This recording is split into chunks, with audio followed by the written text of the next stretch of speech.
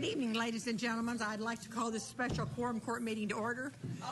The purpose of this meeting is to work on items pertaining to the 2017 budget process. The prayer and the pledge is going to be handled by J.P. Gary McHenry, which just got here. Our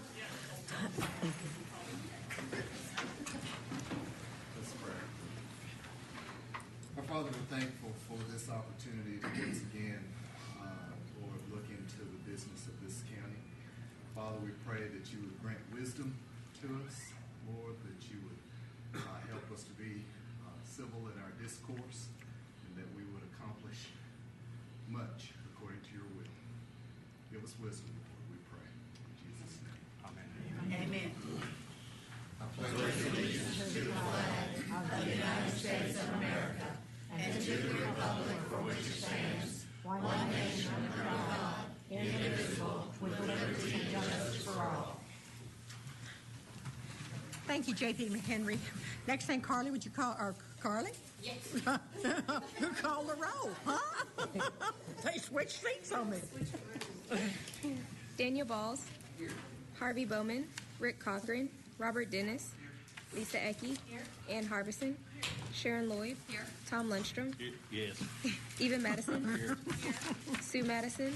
Joel Maxwell. Here. Gary McHenry. Joe Patterson. Butch Quorum. Here. Bill Ussery. Quorum present. Adoption of the agenda. Do I have a motion to adopt the agenda? Do I have a second? Motion second. All in favor say aye. Opposed, same sign. Again, as we have been doing, we're going to have citizens' comments first. We'll take a total of 15 minutes to hear all comments. Every person will be recognized. We'll have a 3-minute chance to speak. And so I'm going to open up the floor at this time for anyone that would like to make a comment for 3 minutes. Please come forward, raise your hand, and come forward. Yes, come and identify yourself, please. You're recognized. My name is Christy Weaver, and I have been in contact with the state 4-H office as well as some of the district 4-H staff.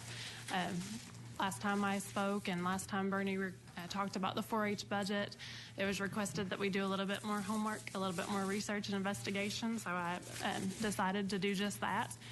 Like I said, I've talked to Sharon Reynolds, who is the Ozark District Director for the 4-H program, and I know some of the questions that were raised last time was, if you're asking for $65,000 and that's not the base salary, where's the rest of that money going? So I have an explanation for you, and I'm hoping to clear up some questions that some of you had.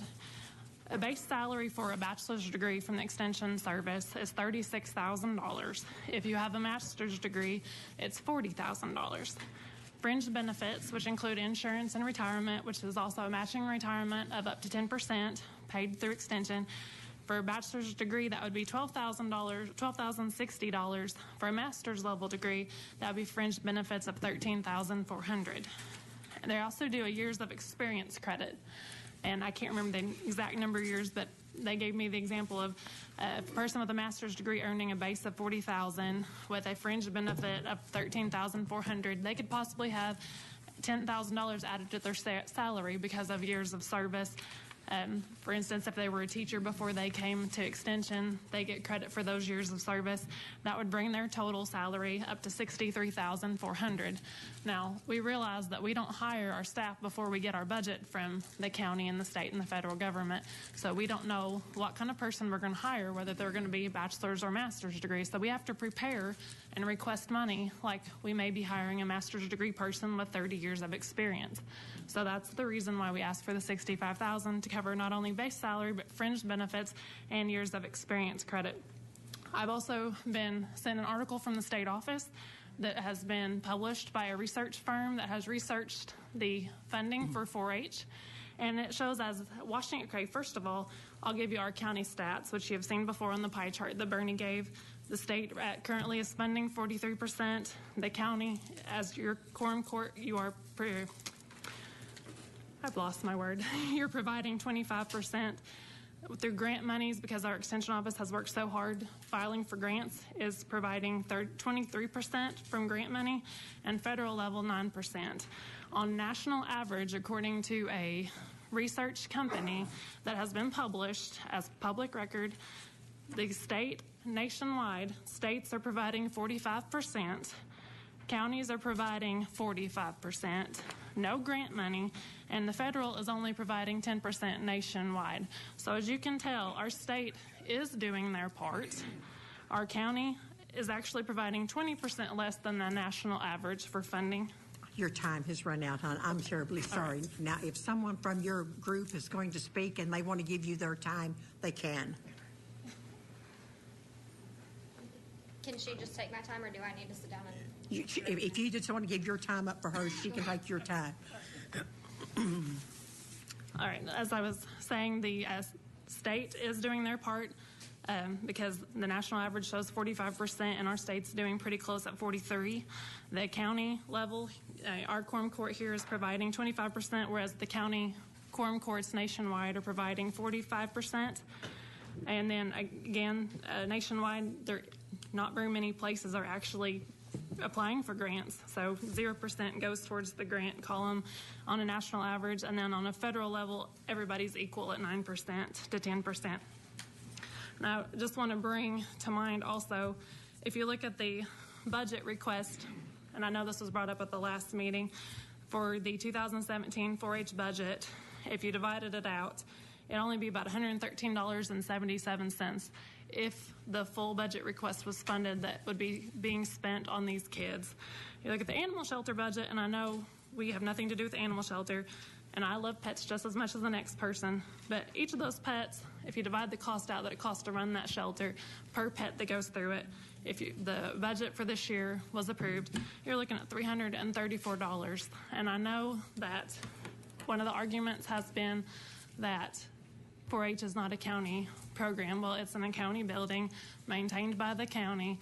It's providing services and programs for the county children that are the sons and daughters of the people that live in this county.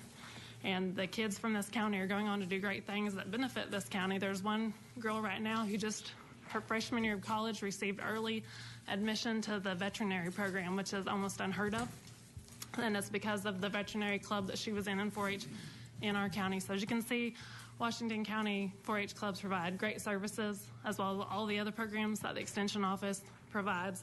And if you look at the numbers, and I'd be glad to share them with any JP, it proves that we're not asking you to do any more than what any other county in the nation is already doing. And I will just ask that you would respectfully, I would request that you would reconsider and review the budget for the 4-H that has been requested before you finalize the budget. And if you would just call it up again and take one more final vote on it before you seal that off for the year. Thank you. Thank you, Christy. Anyone else want to be recognized? Come forward, identify yourself.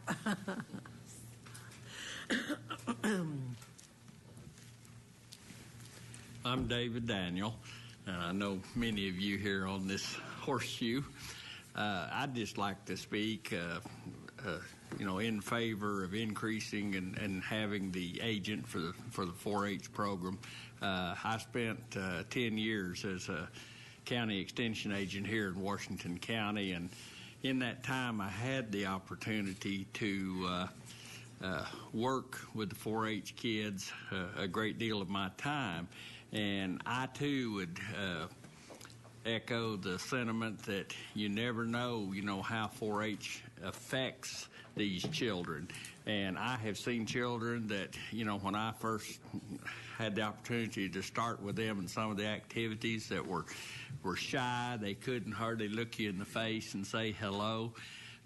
They couldn't speak before a group, but after a year or two and going to the activities and having an opportunity every now and then to get up before a group, well, they soon changed. And I can just think I'm thinking of two young ladies that were in 4-H and went all through the time that I was here in Washington County. One of the young ladies actually went on to college, got her master's degree, and actually works for the University Animal Science Department. Another girl who was not from a farm was on the dairy judging team. And dairy's my background. I had an opportunity to coach her, and anyway, we won the state contest, and in the national contest, she actually made the All-American. In other words, she was in the top 25 in the nation at the national contest. That girl has gone on to get her master's degree and has a very successful career in agriculture here in Washington County. So I'm saying all this to say that, 4-H is important because I have personally seen the impact that it makes in changing children's lives. It gives children of all walks of life an opportunity, and that says a lot just right there. So I'd appreciate your reconsideration of adding the 4-H extension agent. Thank you.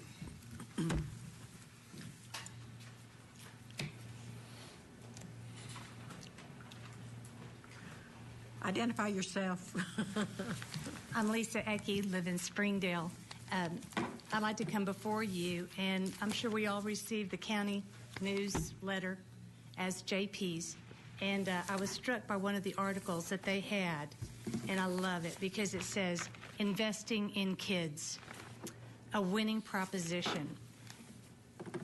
And you go on and you read, it says, for many communities, they've relied on federal and state dollars to meet their children's learning and developmental needs, but unfortunately, those resources aren't enough. We have an excellent opportunity here in Washington County to meet those needs of our children. I've called the 4-H and the Next Generation Washington County's 401k. If we invest in them, like you always do in a 401k, when our future is there and we need those resources, they're going to be there. And I know that if we invest in them, they in turn will lead this county, this state, and this country to its finest future. So I'm asking that we fully fund that extension agent that they need.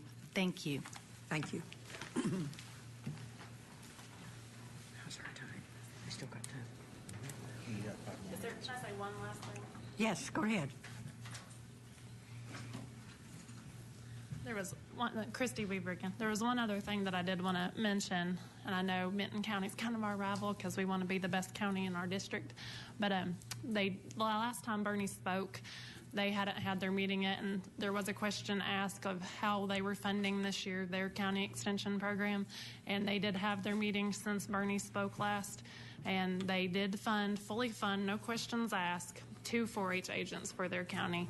That was the request. They approved it, signed, stamped, sealed it with no questions asked. So I just, they're number 1 in the state in the 4-H program. We're number 2, and we're number 2 because we haven't had an agent in over a year, and we could easily bypass them if we had someone to lead these kids. Thank you again. We've got time for one more. Well, yeah, 4 minutes. Thank you very much. I appreciate all of you coming tonight. Next is number 6, J.P. Madison. Thank you, Judge. I'll ask Mr. Zago to read this, but let me make a brief comment first. This was a proposal that Blair Johansson actually brought to us last year, and he updated it again this year. And Sheriff Helder, who could not be here tonight because he has a board meeting for the hospital, has been pushing for this because I think it's time to reward our elected officials based on their length of service and kind of stop having them get caught every year. I mean, our employees, unfortunately, are going to get caught anyway because there's not really a way to do it. But the state sets the range based on our class of county for what our elected officials have to be compensated. And we've always just come up with some arbitrary percentage how to do that. And I think the last time we officially set it, we set everybody at 85% of the maximum because last year we did not give them a percentage raise. We just gave them the bonus. By giving them a bonus, it effectively added to their salary because we can't really give them compensation in another way. So Ms. Beeks tells me they're currently at about 83%. So this wouldn't be lowering anybody down because I know we can't do that. there's rules against us. We can't get mad at somebody who won and cut their salary, right? There's ways of preventing that. But I think doing it this way rewards our elected officials for the length of their service. And we all know it's hard running for office. It's very hard. It's hard running every 2 years, especially.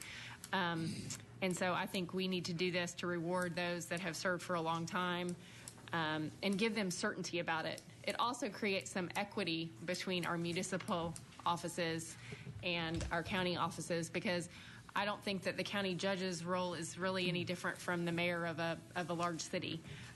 And municipal salaries tend to be a good bit higher than county salaries based on the way we're paying. Based on Mr. Johansson's research, moving this up is going to put like our sheriff more in on par with the way the heads of Fayetteville and Springdale police are paid.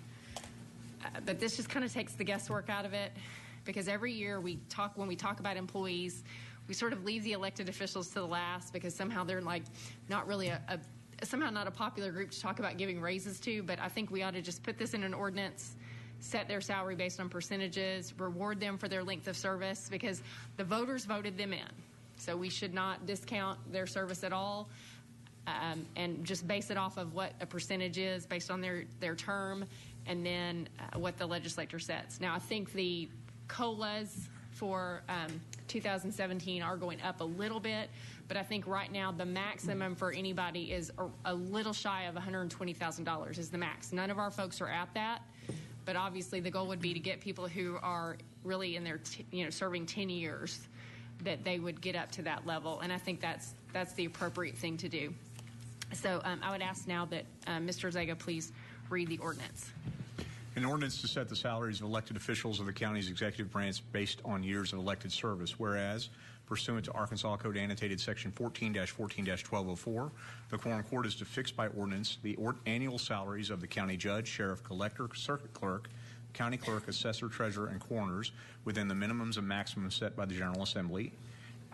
Whereas the Quorum Court has generally set the salaries of these elected officials using a percentage of the maximum salary range without regard to years of elected service. And whereas the Quorum Court desires to set the salaries of these elected officials in a manner that rewards the officials for their length of elected service and also provides certainty for those salaries from year to year. Now, therefore, be it ordained by the Quorum Court of the County of Washington, State of Arkansas, Article 1, beginning with the budget year 2017, the annual salaries for the county judge, sheriff, collector, circuit clerk, county clerk, assessor, treasurer, and coroner shall be set as follows.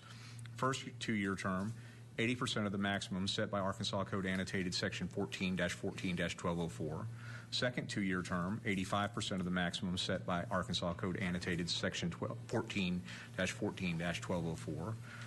Third 2-year term, 90% of the maximum set by Arkansas Code Annotated Section 14-14-1204.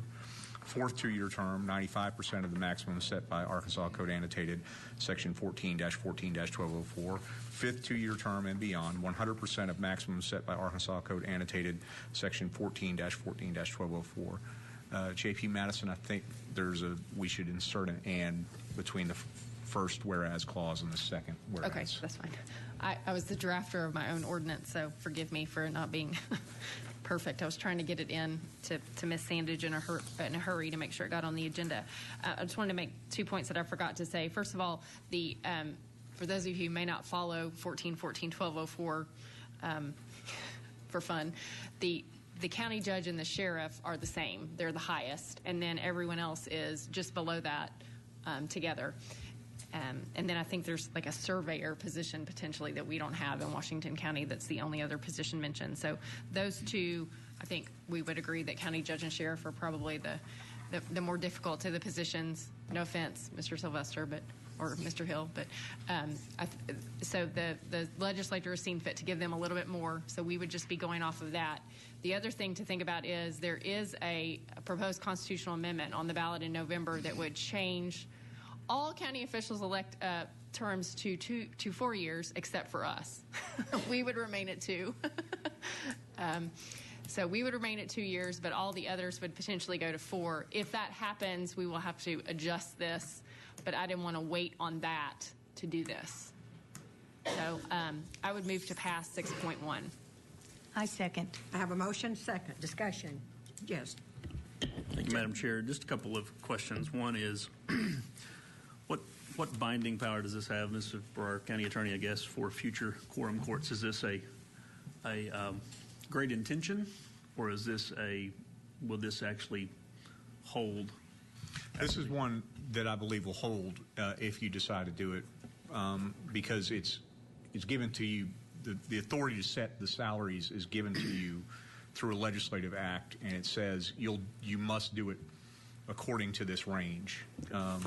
And so I think you can do this, and if another court wants to undo it at some later time, they can undo it by ordinance. But I think you can do that now, and it would in fact bind future courts unless they undo it by ordinance. Okay, thank you. And then I guess the second question is, the way it's worded now, does this immediately impact current elected officials? So I guess if someone has served one term versus someone who, take the sheriff or the judge, whoever, for instance, if they are, the sheriff would be a good example, because I think he's running unopposed, going to be here, is this automatically move him to where he should be according to this structure without an emergency clause or any kind of other wording, or would this be for the future? It's for the budget year, 2017. Okay. So it wouldn't start till next year. And my understanding from visiting with J.P. Madison is that everybody's at 83%-ish. Right. I mean, there may be some decimal points after that. So you have one or two that you'll get a new county judge, new county collector. Help me out. That's it. Well, you got Maybe an a assessor. contested assessor's race. Yeah. But any of those first-term executive officials would go in at 80%. Right. But you'd be fine with that because you're not cutting, Right. by statute, you're not cutting the salary of somebody who's already in office, which is what the statutory prohibition But is. anybody, let's say, take the sheriff, for example, however many years of service he's got, will he immediately, for that budget year, he will pop up to the allotted percentage commensurate with his years of service? If you pass this ordinance, yes, he will. Thank you. J.P. Lundstrom. The one thing I don't see in my numbers that I would like to know is I know that the raise we gave our employees adds $1.4 million to our budget. I would like to know what this adds to our budget. I have, Carly passed out a handout to you. Does that hit the 830?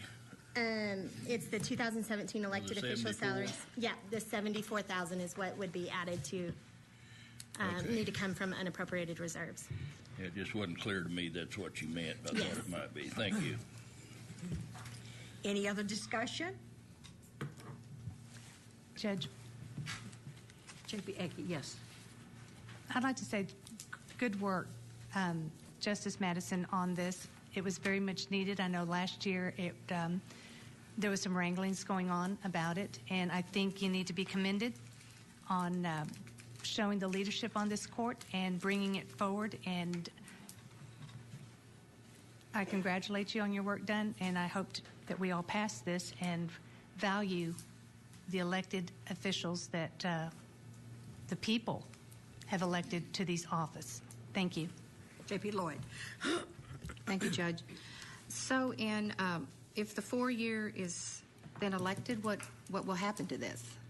I mean, is it null and void then? I mean, I feel like we're being a little hasty without finding out what's going to happen in November. Well, I think that's probably, I can answer that, but I think J.P. Madison probably could speak to it too. If the constitutional amendment passes, the people elected on the same ballot will just serve 2-year terms.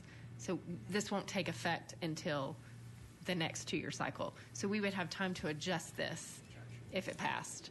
So, I mean, I thought about trying to account for it and just do it at once, but it was just too confusing. But I would say that, we do it basically a very similar way. I mean, 4 is divisible by 2, so we can make the math work and have it be the same. But we would have 2 years to fix it. Okay, I see. Before it took effect. That's true. Okay, thank you. J.P. Maxwell.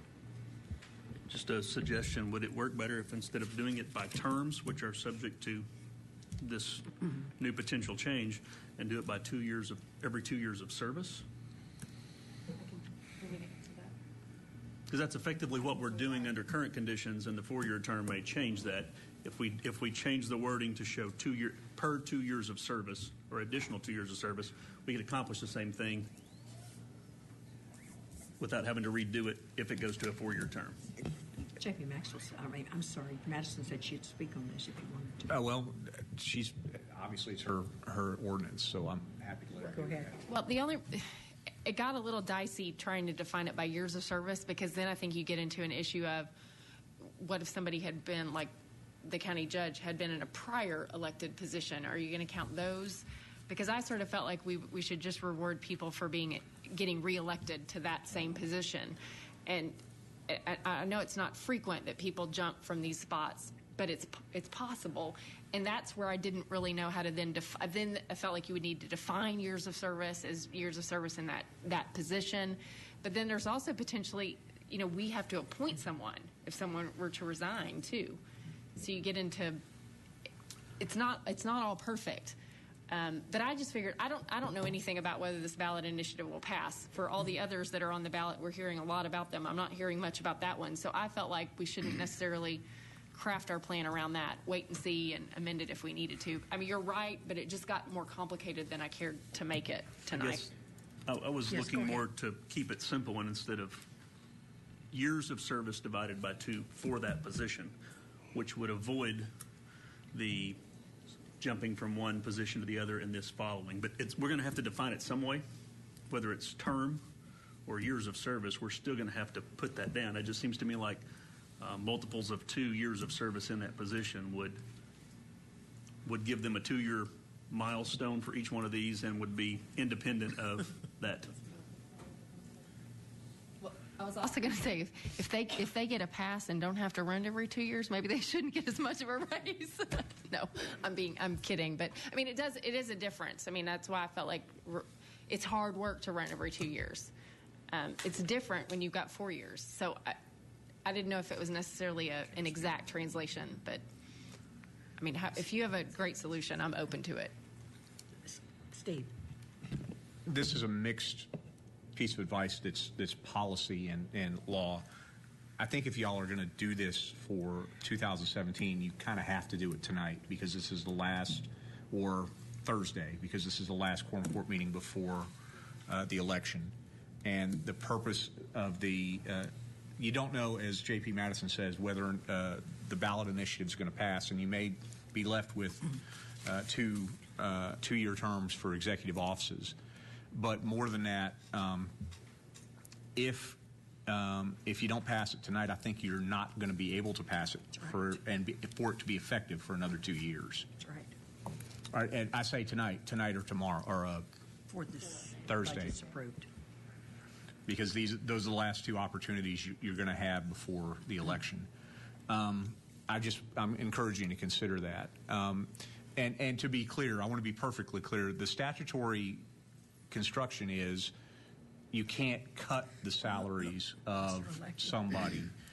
So in essence, if you say you treat it in the budget as everybody's at 83% now, you're certainly going to have a first-term county judge and a first-term collector. Are they going to come in at 80%? Or are they going to come in at 83%? That's what y'all have to wrestle with tonight. And you're certainly not going to be able to take them down after November 8th. So there's a consideration. One last thing, and then I'll be done. Yes, Just to go ahead. clarify, I'm not suggesting we postpone this at all. I'm just saying instead of 2-year term, we change that to 2 years of service in that position, so that it applies no matter what the term length is, changing nothing else. Yes, I just want to make note that if you do change it to 2 years of service, you need to also pay attention with the coroner. I made a note on him that he became full-time. So that's something you also have to look into, because he was part-time since 2003, became full-time in 2010. So that's something you'll also have to take in consideration. If you leave it as it is, we're only counting any elected official that's full-time, as we've always done in the past. Any other discussion? Carla, would you call the roll?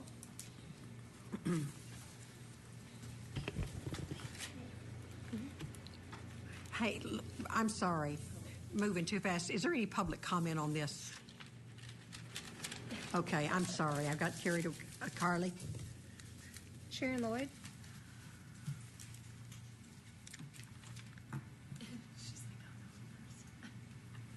Could we close discussion? Yes. I abstain. Tom Lundstrom. Yes. Eva Madison. Yes. Sue Madison. Joe Maxwell. Yes. Gary McHenry. Yes. Joe Patterson. Butch Pond. Yes. Bill Ussery. Daniel Balls. Yes. Harvey Bowman. Rick Cochran. Robert Dennis. Lisa Ecke. Yes. Ann Harbison. Yes. This ordinance has passed.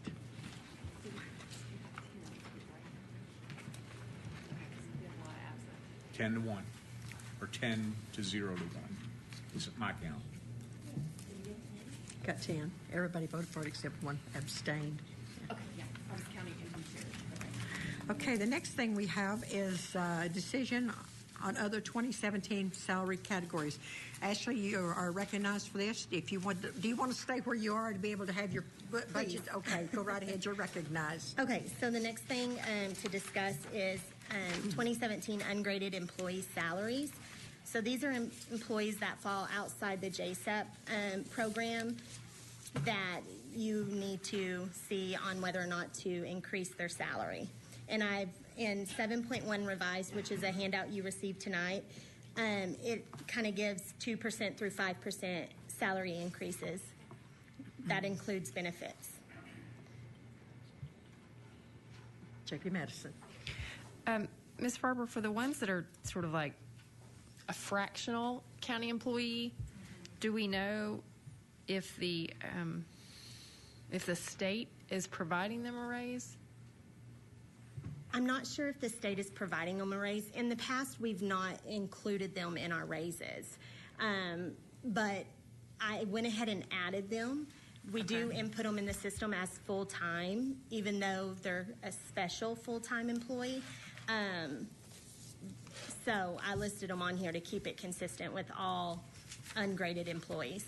Okay, but it's just those three that look very much like we're just paying a fraction of the salaries. Yes, ma'am. Okay. And am I correct? You all may know this. Those are people that went. I think when they converted to being state employees, they would have had to take a pay cut. Is that right? So we kind of made up the difference for like the judges, court reporters. Yes, that's correct. And so we're paying that difference. And then once they leave, it's my understanding we will not do that for any other court staff under that position, those Right. positions. Okay, but all the others, like the deputy prosecuting attorney and public defenders, we're funding 100% of their salaries. Yes, ma'am. Okay, thank you. JP Harbison. Question for Ashley. What was Is your mic on? I have a question for Ashley. What was the average general raise for our other employees? I would say 5%. It was 5%? Mm-hmm. Okay, thank you. JP Ecke. Is this an all or nothing deal? You can do whatever you want. What? Are we all in? No. If you're wanting to exclude those employees, you absolutely can. And only if I'm not sure exactly where your question's leading, but if you're wanting to exclude the stipend employees, absolutely. Or if you have a different percentage you would like to do. I mean, it's completely, this is in your all's hands. I just provided this for support. Oh, I know. You did a great job. I didn't mean to. If I chewed your head off, I'll give it back to you. I didn't mean to be aggressive that way. I'm looking through this list and seeing how much certain employees make.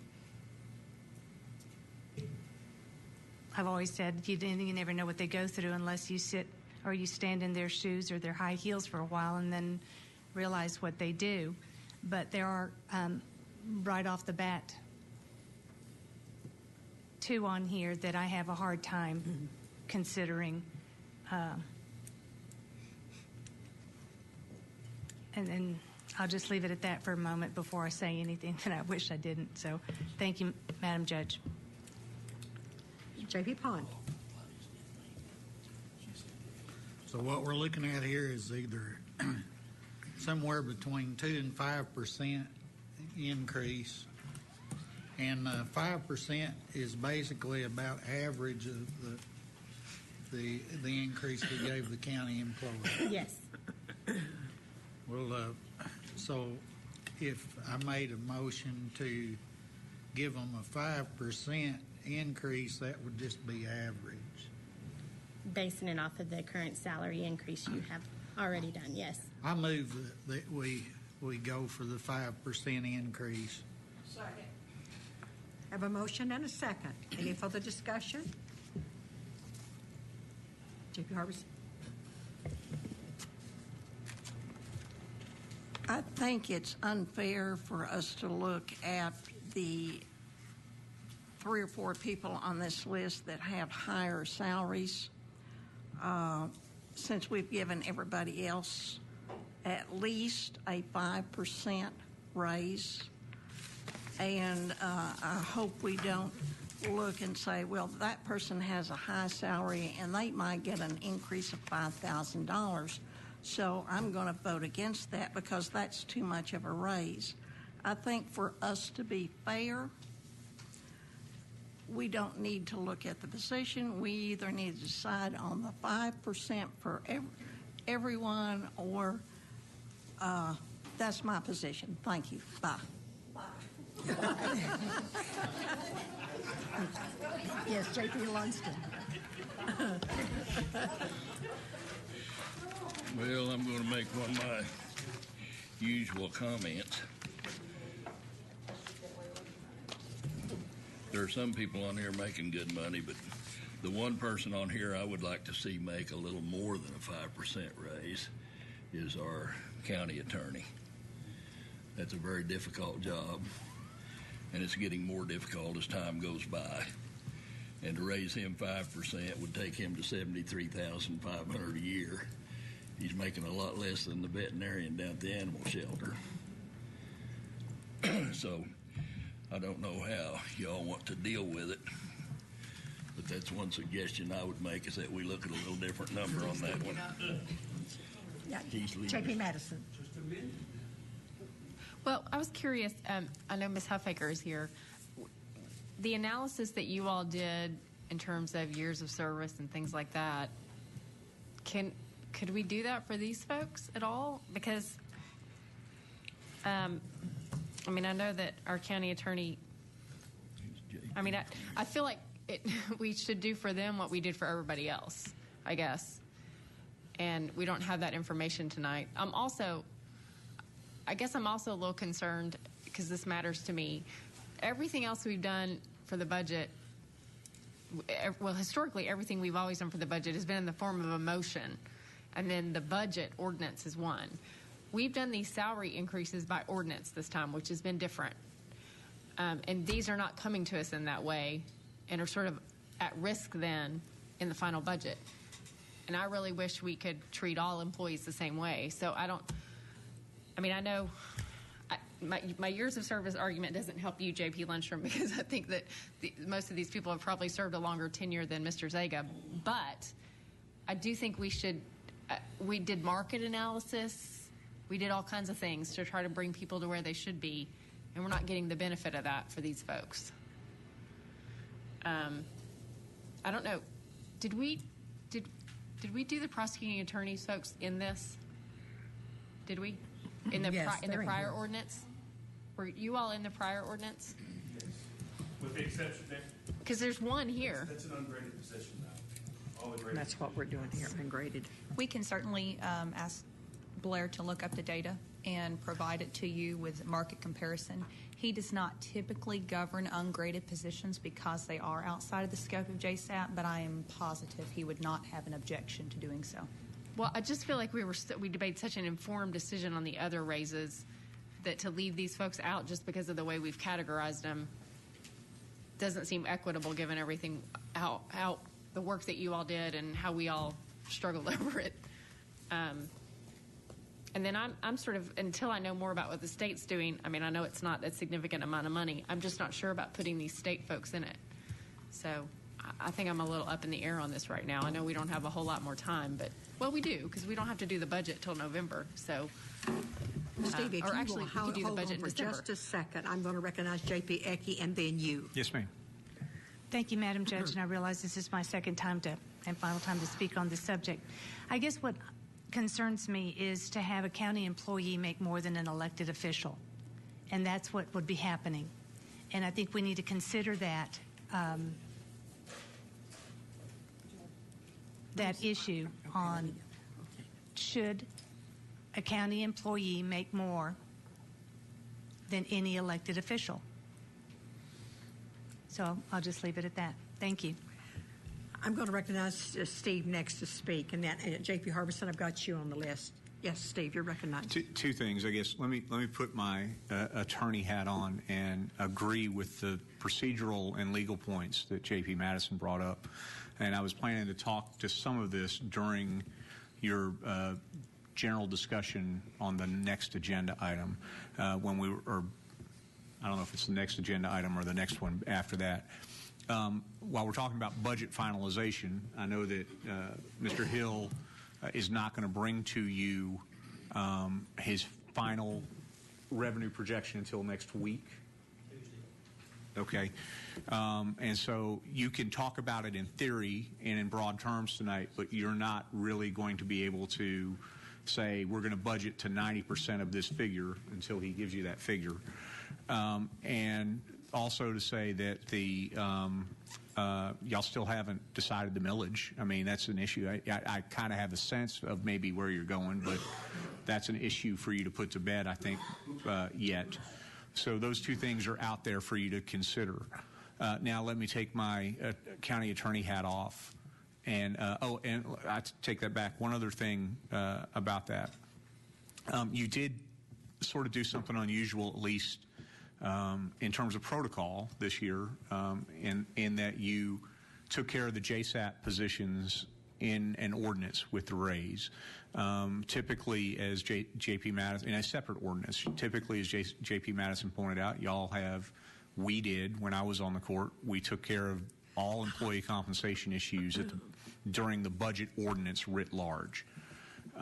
Nothing wrong with doing it in an ordinance, a separate ordinance, and certainly you did it again tonight in the elected officials compensation ordinance, but they're not necessarily incompatible. Now let me take my county attorney hat off and put my employee hat on.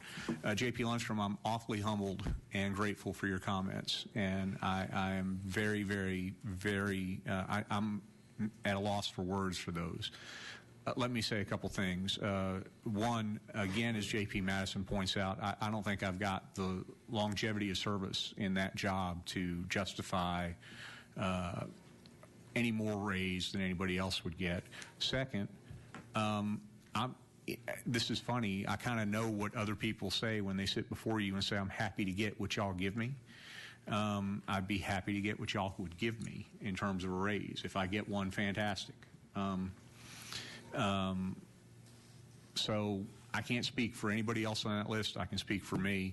I think you ought to treat me equitably, whatever that is, and whatever you decide that is. So thank you very much. J.P. Harbison. I agree with J.P. Madison in that I think that I would like to see what the market value is on these. So, you know, if we look at something and say someone's making more than an elected official, we need to really look at the market value for these positions and treat these positions like we did all other employees. And I'm going to put that in a motion that we wait to make a decision on this until we have the market value of those positions listed. Yeah. We'll table it. I'm sorry. I got. Judge, you have before you a motion to table, and although it's a motion to table to until you have an event, I think it's indefinite by its Okay. character. Well- So it's debatable, is what I'm trying to get to. Okay, so we're trying to put this on hold until we can come up with something. So we have a motion debatable. So I'm going to, yes, J.P. Harbison. I'm going to ask Lindsay, do you think that it'll be possible to have this information by Thursday night? No? Okay. But I don't want this indefinite. I'm going to put this on the agenda for the next budget meeting. Okay, so We we don't have a have an- motion to, I'm sorry. I think this is our last budget meeting scheduled, so we would either have to set it on a special meeting, but my understanding, Mr. Zega, is, I mean, unless we're planning on passing the budget in its full super, super early, we could still do this at a November quorum court meeting and it would be okay. You could conceivably pass the budget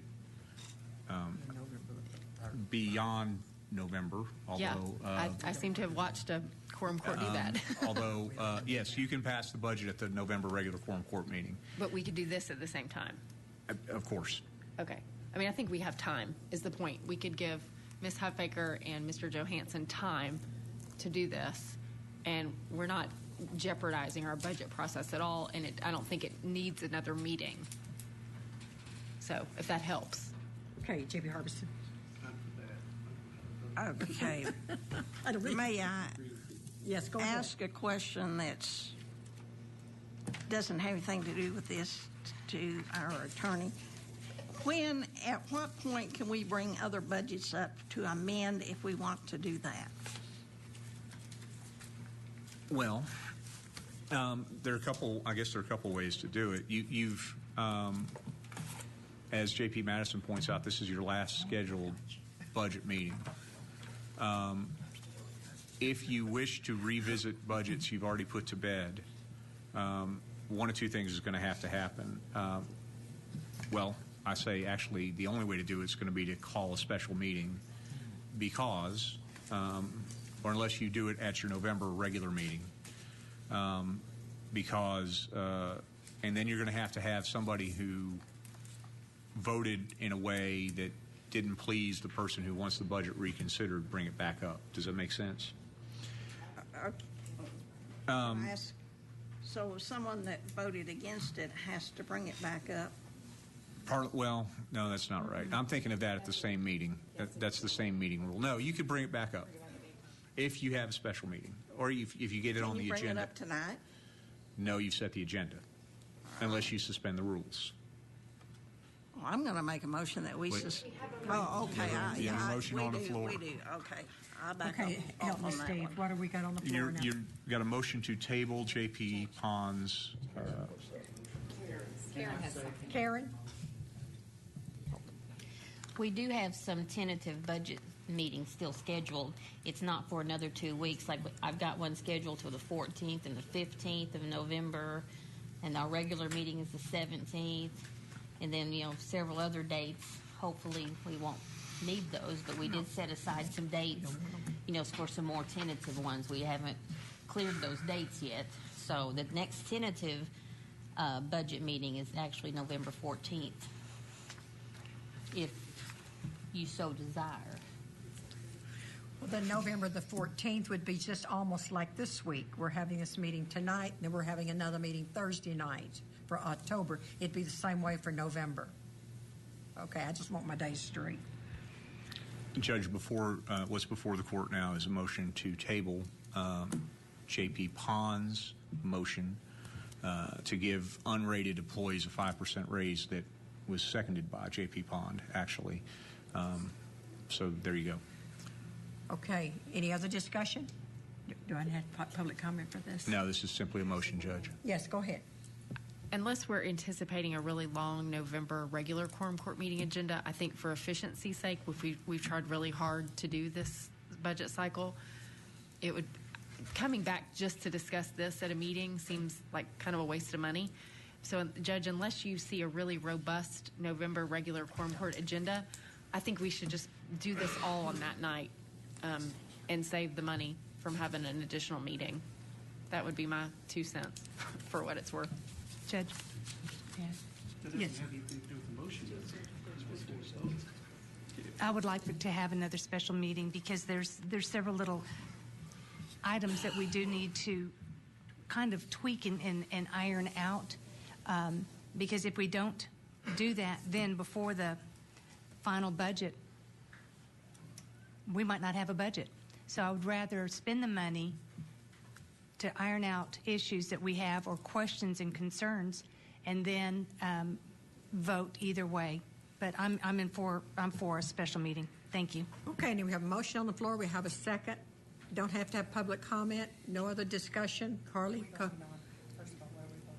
You're voting on the motion to table. Judge, you can take a voice vote on this if you want. Okay, let's just, all in favor of tabling this. Now, this is indefinite, isn't it? It's actually Till essentially it's indefinite. Okay. All in favor of tabling it till the next indefinite, say aye. Aye. Pose same sign? Okay. This is not forgotten. We will be back with this, and then we will look at its advance. Judge, I'd like to make a motion for a special special budget meeting, which is tentatively scheduled, Ms. B, on the 14th of November. I have a motion. Do I have a second? All in favor of having a special meeting to do some cleanup on some of the budgets we want to relook at, say aye. Aye. Pose same sign? No. The ayes have it. So. Okay. Tom needs to speak even though they voted. I'm sorry, J.P. I have to keep reminding the judge that I've got to talk. I just want to make a quick comment on Mr. Zega's comments and how much I appreciate the attitude he has towards taking whatever we're willing to give him. That's unusual, in case you don't recognize it as that. But I want you to have some idea why I brought it up to start with. I think he does a good job for one thing. But the main thing is, I thought we hired him for too little to start with. That's been my opinion from the get-go. So I thought it would be nice to bring him more in line with some of these other people of comparable education and so forth, and workload.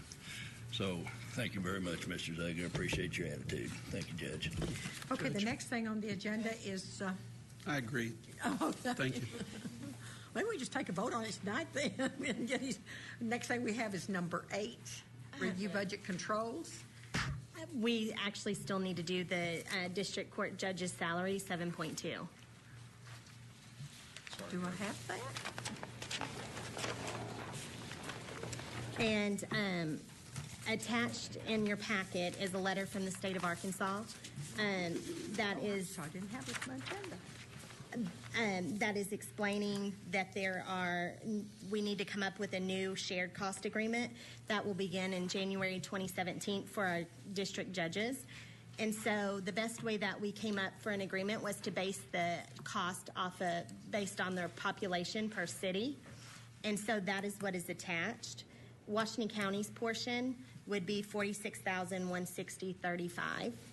Would be what we would need to budget, which was also included in your handouts for your blue book. So now we don't actually have an ordinance for this. This is just discussion. Okay. Right, but it is included in the budget. I've updated the budget to include the new cost of the shared salaries as well as the district court judges. District courts budgets that include the court clerks' half cost of their salaries that we pay each year.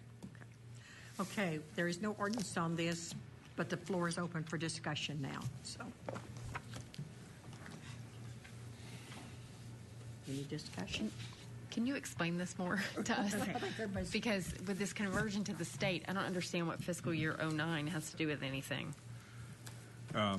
It shouldn't be. Oh, I know what it is. Well, it's based on the 2010 census, and we haven't had the 2020 census yet. This is the formula. Okay.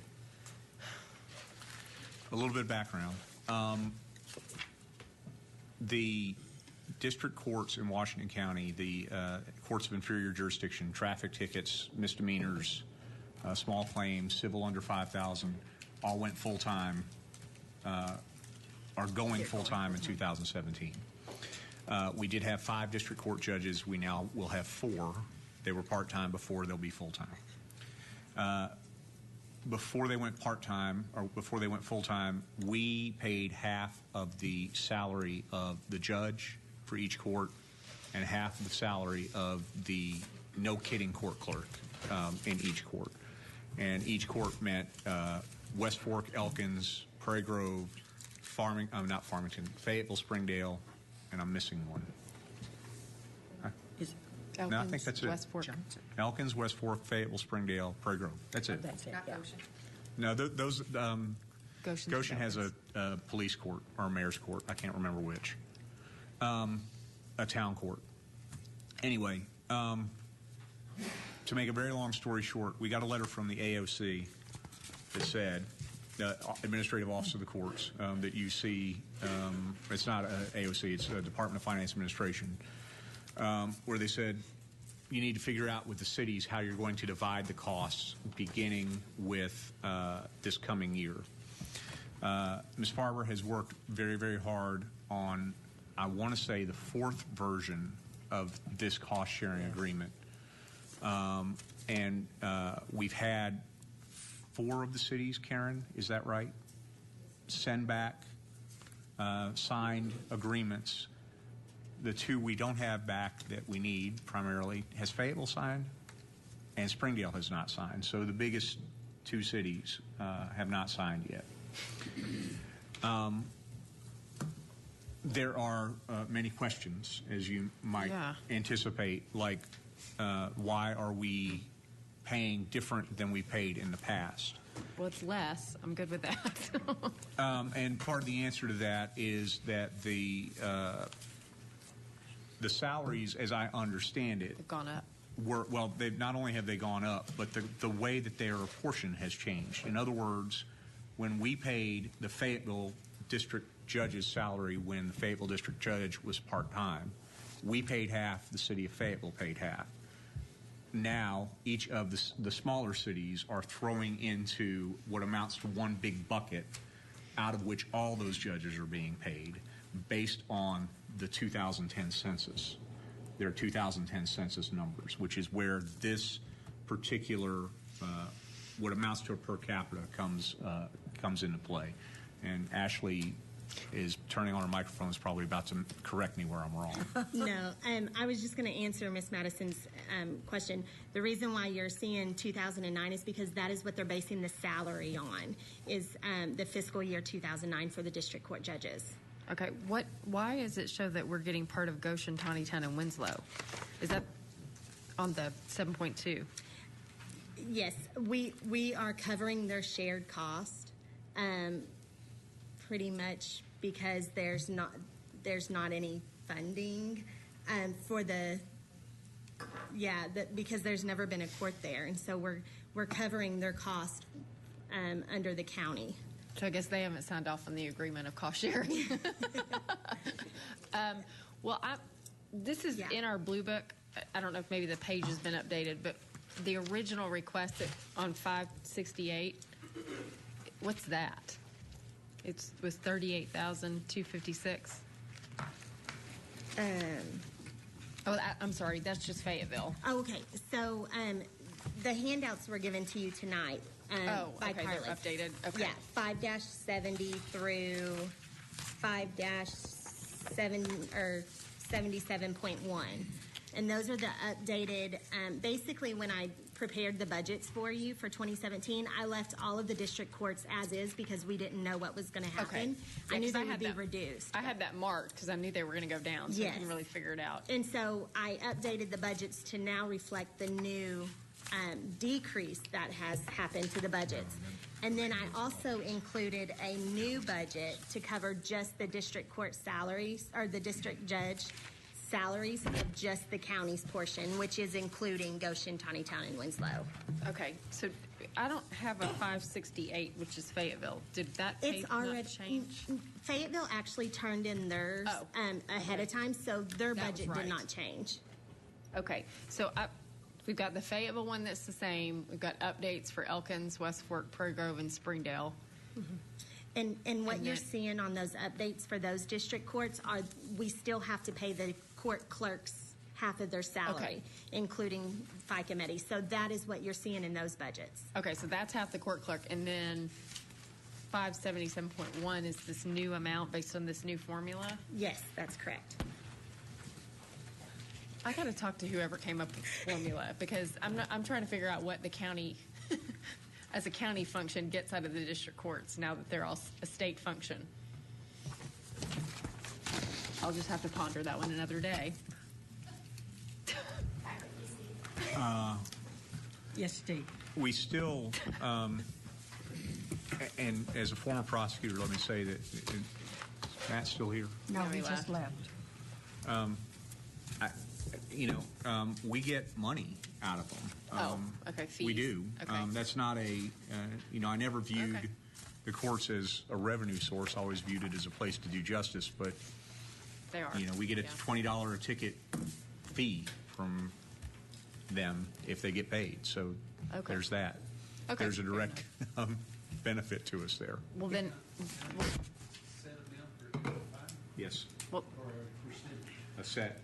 There's a county ticket fee per They- ticket. Did you have your hand up? well, I'm still, I was trying to make a motion. Yeah, I wasn't go ahead, done. go ahead. You're fine. I wanted to just make a motion that we pass those budgets. So it'd be 568 through 577.1, I think. Okay. Have a motion, to have a second? I have a motion and a second. Any further discussion?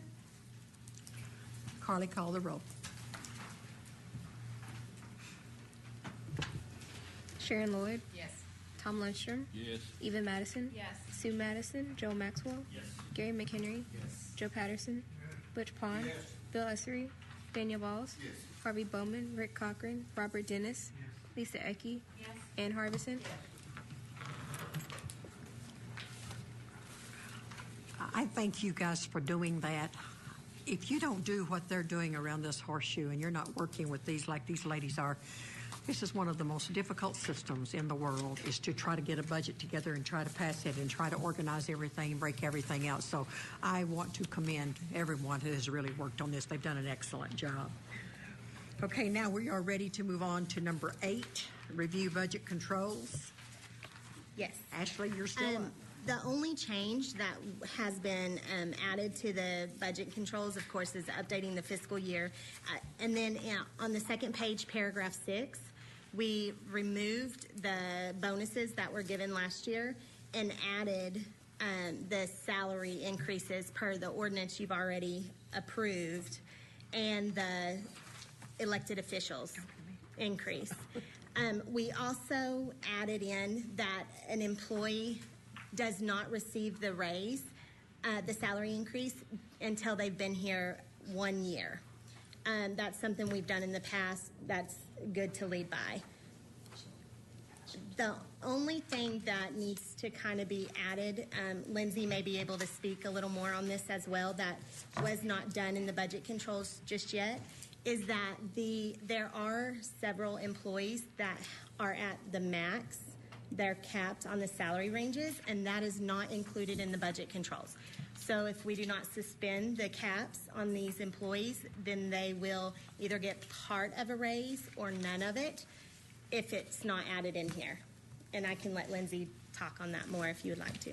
Basically, what she's referring to, now that the ranges have been moved 3%, we've gone in and we've adjusted all the employees at their current rate of pay, because it's ever changing, and basically decided how many employees are at, above, or will hit the new maximums with the raise that's been approved. There are 15 employees that are currently above the maximum that would not receive a raise whatsoever. There are 24 that are actually below the raise, the range maximum, but with the amount of raise that was awarded, they would have to take a partial raise. And so it's really the court's prerogative today whether or not you want to enforce the cap. And I saw Robert Dennis, I saw the look on your face. Basically, because the raise amount that's approved pushes them from their current salary position up to the maximum. And so the way our salary administration program reads, if we do nothing, there's a cap. If the quorum court does not want there to be a maximum range this year, you have the opportunity to suspend the rules for 1 year. I talked to Blair Johansson, and he actually recommended that we consider suspending it, and that's because our pay range is currently so far behind the market. We're trying to move it to market, and if all the market analysis we've done, if we keep that maximum in force, we're basically turning around, and these same people, we're pushing them back to where they're not going to reach their market salary. It's not new money. It's actually what's already been approved in the raise, but it will take a budget control that says they're going to suspend the JSAP policies or Salary Administration Program policy on salary range maximums if these people are to get their full raise. It's totally your option which way we go, but I know that's been a heated discussion in the past whether to enforce or not to enforce. So we wanted to bring it to your attention. Let's see. Yes, go right ahead. You're recognized. Let's see Dennis. if I can say this correctly. Then I move that we suspend the rule for temporarily and give this adjustment so that they get their raise. I have a who seconded? Ann, was that you? I have a motion and a second. Any discussion? Yes, J.P. Madison. Can we be a little bit more specific? Yeah, I'm sorry. I just couldn't. I don't know what that means temporarily in terms of until the next budget cycle. How much are we raising it? And then is the notion then that we would pull it back? I don't know what it means to have it be temporary. If I could make a yes, would you? If I could make a recommendation, I would state for the 2017 budget year, once a person exceeds the range, we do not take money away. But next year, if these ranges stayed in force, they would not receive any more raises unless the committee did so again or adjusted the range. And so basically what that does is it doesn't give them a forever opportunity to keep going higher and higher and higher above the maximum, but it does allow them to get this one raise while we are in the process of trying to catch up with market. I'll amend my motion to that. That's what she said.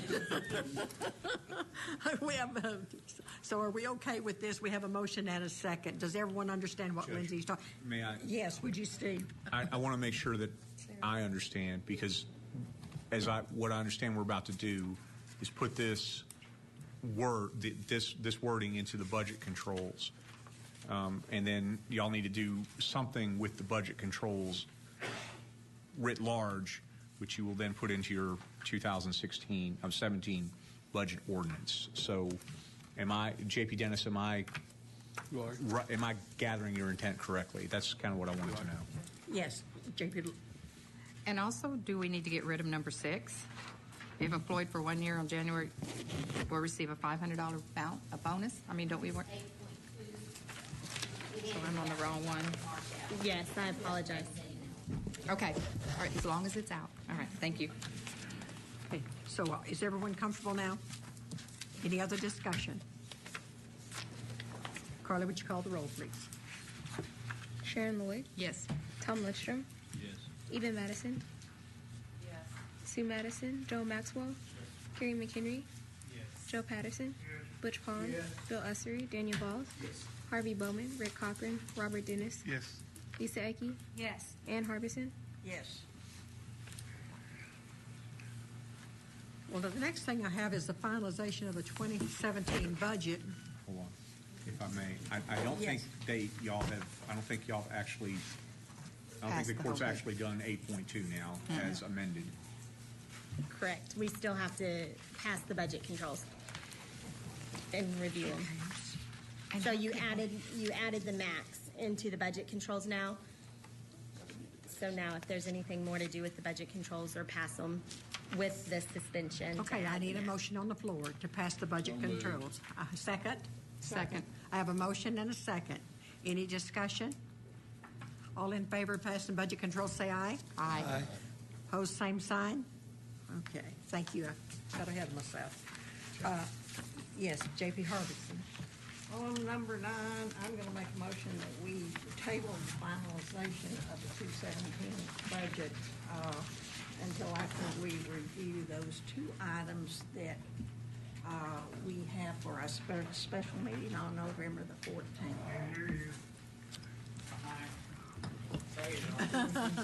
I'm making a motion that we table the finalization of the 2017 budget until November the 14th, when we review those employees that are not under JSAP and any other budget items that need to come up. I have a motion and a second. Do I have any discussion? Carly, call the roll. Sharon Lloyd, Yes. Tom Lundstrom, Yes. Eva Madison, Sue Madison, Joel Maxwell, Gary McHenry, Joe Patterson, Butch Pond, Bill Ussery, Daniel Balls, Harvey Bowman, Rick Cochran, Robert Dennis, Yes. Lisa Ecke, Yes. Ann Harbison. Yes. Do I have a motion to adjourn? Do I have a second? Second. All in favor say aye. Aye. All opposed, same sign. We are adjourned. So we're not meeting